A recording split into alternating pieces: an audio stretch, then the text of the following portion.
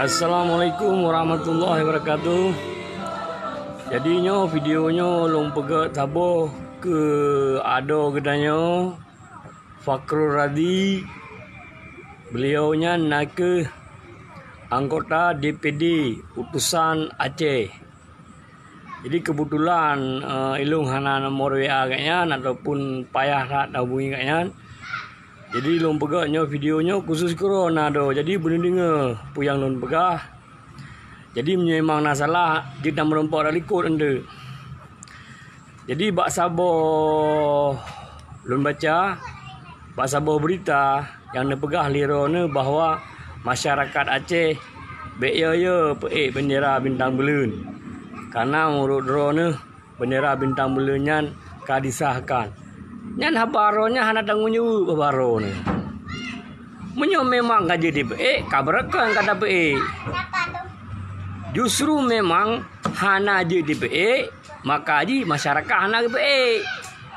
Menyo ke PE kenang tapak bak polisi dengan bak tentera. Jadi ro ke kabegah abang mangat ke mentang kali hinan, habakah hana tanggung jawab. Ya, nah, contoh lagi barosa tanggal 4 Desember. Masyarakat ejak ke dia Bandar Aceh, mereka kan kat terendu mereka. Kat pengen masyarakat. Kat peik di lelera ke. Ya menan, nyan habam kat kahah mereka. Baik menan cara kat pegah haba. Baik kat pegah habam kala ke mereka.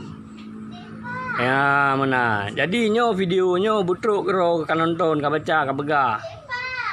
Kibang kat pegah ikah bendera je peik hana pupu. Kibah hana pupu. Hana pupu bakah. Betul. Mudra ke mentang orang hana kerja jak ke dia bak 4 Desember ke pengen masyarakat. Ho kajak berusaha bak 4 Desember.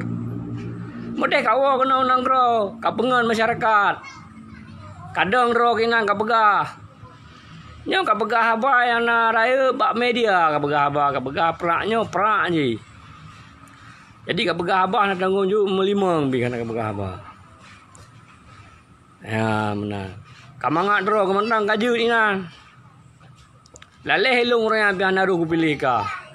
Jodoh ku pilih ka kamu ramah tu. Kamu lebih parah halam de begah apa. Jadi nyo siga tu ku begah. Ka begah apa yang nyonyo mendeng. Baik yang kengken. Kaprak yang nyonyo mendeng baik yang kengken. Kira-kira kan beli kaprak hari. Kanik mati ju yang kenal liro kinan. Beh. Mesti memang ke bengeh ke video long jut nak merempak. Ya menan. Okey. Lagi yang mentang jadi saran lun pegah apa yang nyonyo mentang. Yang kangkan beli ke pegah. Bak ka pegah bendera je hana pupu. Hana pupu bagi ro ke? Bagi kamu masyarakat kena tapak.